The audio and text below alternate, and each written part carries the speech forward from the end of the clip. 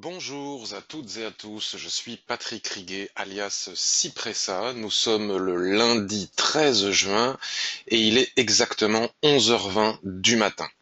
Je vais vous proposer la quotidienne Ishimoku Euro USD que je publie chaque jour sur le site de mon partenaire DailyFX, le forum de FXCM, en vidéo cette fois-ci.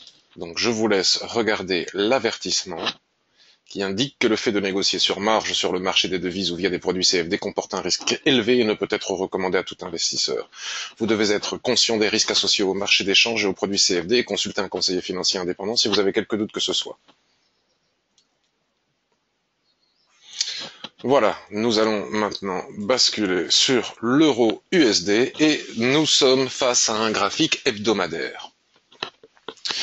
Ce graphique hebdomadaire nous montre, alors vous allez comprendre pourquoi j'ai voulu le faire en vidéo, parce que si je fais ça par écrit, c'est un petit peu trop long, ça me prend trop de temps à expliquer et ce sera beaucoup plus facile à faire via cette vidéo. Comme vous pouvez le constater et comme vous le constatez depuis maintenant pas mal de temps et comme nous le constatons ensemble depuis presque une année maintenant, l'euro USD suite à la dégringolade phénoménale qu'a provoqué la Banque centrale européenne stagne maintenant dans une dérive latérale, autrement dit un range qui dure depuis maintenant, vous voyez le point bas c'était ici avec cette pénétrante, depuis le 14 mars 2015, autrement dit plus d'une année maintenant, sans jamais réussir à casser par le bas pour probablement aller chercher la parité, il faudrait voir, ni même casser par le haut pour probablement retourner chercher au minimum la Kijun-sen, c'est-à-dire un retracement de 50% de toute cette baisse. Vous voyez, 1,2255 n'est pas une cible totalement stupide. C'est un alignement de Kijun ici avec un plat SSB ici du mensuel et d'autres résistances que l'on peut voir à gauche de l'écran. Sans oublier que la Kijun-sen à plat comme ça nous indique qu'il n'y a pas eu de nouveau plus bas, pas de nouveau plus haut au cours des 26 dernières périodes, et quand elle se met à plat comme ça, elle est égale à 50% de retracement. Et il ne faut jamais oublier, BCE ou pas, le fameux effet élastique de la Kijun-sen, bon, sujet dont on a déjà discuté en long, en large et en travers dans de nombreuses vidéos sur mon blog et bien évidemment dans les formations Ishimoku que je dispense. Donc nous revenons maintenant sur le graphique hebdomadaire. Donc tant qu'on ne casse pas par le bas, il n'y a pas de signal de vente pour aller chercher la parité. Tant qu'on ne casse pas par le haut, il n'y a pas de signal d'achat pour éventuellement retracer d'abord 38% et ensuite éventuellement 50% sur la Kijun mensuelle. Déjà de toute façon, quoi qu'il arrive, il faudra aussi réussir à franchir les 1,1525 pour pouvoir envisager des achats pour viser les cibles que je viens d'évoquer. Donc en attendant, c'est pas extrêmement compliqué. C'est un peu lent, c'est un petit peu mou, mais ce n'est pas compliqué. Il s'agit de vendre les soulèvements pour viser le bas du range, d'acheter les ressauts, alors selon certains critères et selon certaines conditions liées au volume que je n'explique pas ici et maintenant, mais qu'on a déjà évoqué aussi, et notamment dans les formations. D'acheter les ressauts, vendre les soulèvements. Donc en parlant de soulèvement, nous avons eu ici un superbe soulèvement à la clôture du 30 avril, à la clôture à la fois mensuelle et hebdomadaire ici, avec cette magnifique étoile filante, un soulèvement légèrement accompagné de volume en légère augmentation, c'est-à-dire que nous avions ici un superbe signal de vente, avec le stop bien évidemment toujours au même endroit lorsqu'on trade les ranges, on sait comment est-ce que l'on trade, où est-ce qu'on fixe le stop précisément, tel que je l'explique aussi dans mes formations, et on sait aussi quelle est la cible que l'on peut viser. Donc nous, la première cible que nous avions visée, c'était la zone d'équilibre de cette dérive latérale, autrement dit le plat SSB qui est ici.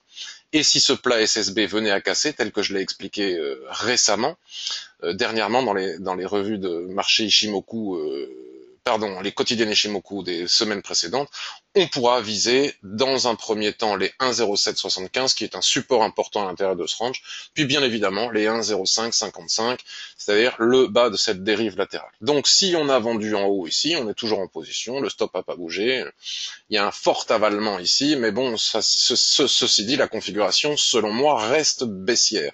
Ce n'est qu'un rebond sur la borne, sur la zone d'équilibre ici, qui peut aussi souvent nous indiquer dans quel sens ça va sortir. Mais alors, avec les annonces économiques, les annonces de banque centrale, le Brexit, le ceci, cela, dans les 2 semaines qui viennent, bien malin, qui peut prévenir l'avenir? Moi, je ne peux pas, donc je ne fais que regarder la configuration technique. Ce que je voulais vous montrer, c'est que parfois, les gens parlent toujours de tendance en trading et omettent un petit peu, selon moi, l'essentiel, c'est-à-dire le range, hein. Il ne faut pas oublier que sur un graphique boursier, si vous observez bien, vous voyez que le marché est pratiquement toujours en range et de temps en temps, il se déséquilibre, il rentre en tendance. Mais ça reste quand même quelque chose de relativement rare.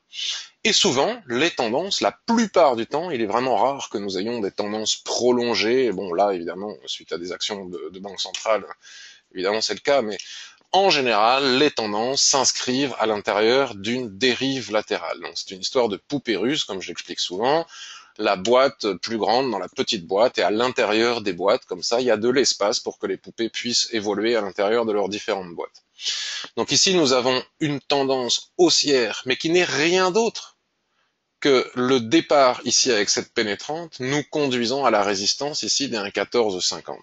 À partir du moment où on tape les 1,1450, il y a une période d'hésitation, de range, comme vous voyez ici, là où se trouve ma souris, vous voyez, c'est toujours, ça fonctionne exactement toujours de la même manière. C'est important d'observer ce qui se passe ici, parce que vous allez voir les similitudes avec ce qui est en train de se passer ici. Donc évidemment, ça ne va pas forcément très vite hein, sur cette dérive. En même temps, le range est tellement important que c'est normal que ça n'aille pas très très vite. On revient tester une nouvelle fois la borne haute ici avec ce doji. Et puis on commence à installer la phase baissière, vous voyez, malgré cette hésitation, la phase baissière qui va nous conduire du haut du range jusqu'au bas du range. Quand on arrive en bas du range ici, on a un superbe avalement. Et cet avalement nous conduit de la borne basse du range jusqu'à la borne haute du range. L'avantage, c'est que lorsque l'on sait qu'une tendance s'inscrit à l'intérieur d'une dérive latérale, c'est que nous savons exactement où elle commence et où elle va très probablement terminer, sauf en cas de cassure, bien évidemment. Mais enfin, là, ça fait 1 an que ça dure. Donc, on va enlever tout cela, juste pour constater que pour le moment, nous sommes donc dans une configuration similaire à celle que nous avons ici, là où je fais des petits ronds avec ma souris, vous voyez. Nous avons bien eu le soulèvement, nous avons bien eu le signal en chandelier japonais de retournement qui nous a permis d'atteindre la zone d'équilibre du range ici. À partir de là, nous avons un rebond sur la borne basse du canal haussier qui va du bas jusqu'en haut.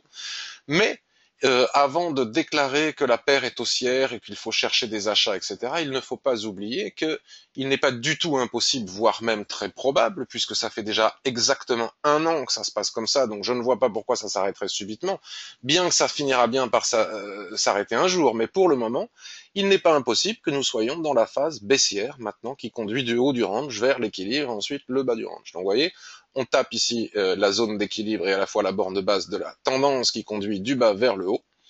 On revient tester ici la droite éventuelle, puisqu'il n'y a que 2 points pour le moment, donc cela c'est totalement hypothétique, hein. Ce n'est qu'une hypothèse de travail.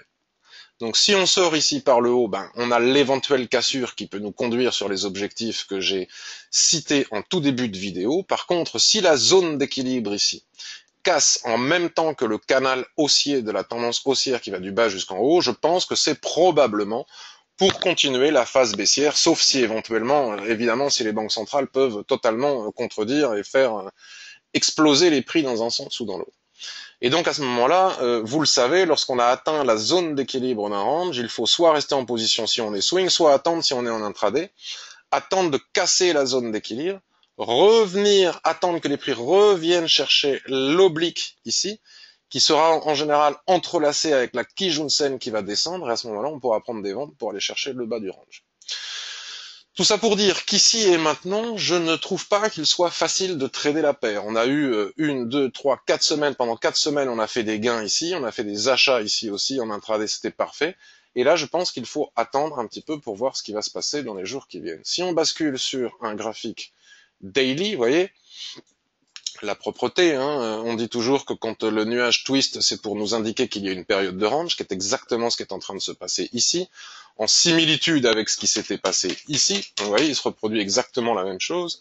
Et là, regardez comme le nuage est bien orienté à la hausse pendant toute la phase haussière dans le range weekly. Donc là, on va ajuster. Ce que je vais faire, c'est que je vais enlever ça et je vais la refaire. On va prendre la mèche ici, hop, Voilà, pour le moment, on n'a que 2 points de contact. Et si vous observez bien, nous sommes ici dans une figure chartiste. Donc si on vient à casser ici cette tendance, voilà, ça à la fois valide cette figure chartiste. Si on passe la zone d'équilibre que je n'ai pas matérialisée ici, mais qu'il faut bien matérialiser, c'est-à-dire le plat SSB Weekly, on a des possibilités de vente avec la Kijun qui va redescendre, s'entrelacer dans la droite de tendance, mais pour le moment, c'est totalement prématuré.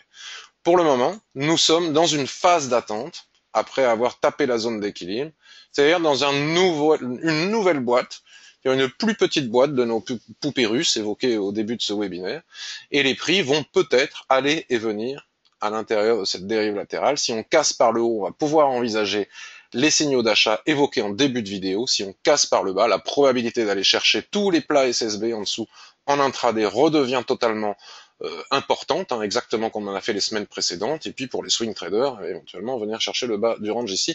Mais moi, j'y vais à petits pas, à coup d'intraday, et non plus en swing trading, parce que j'ai pas envie de me faire dégommer par une banque centrale alors que je suis en gain.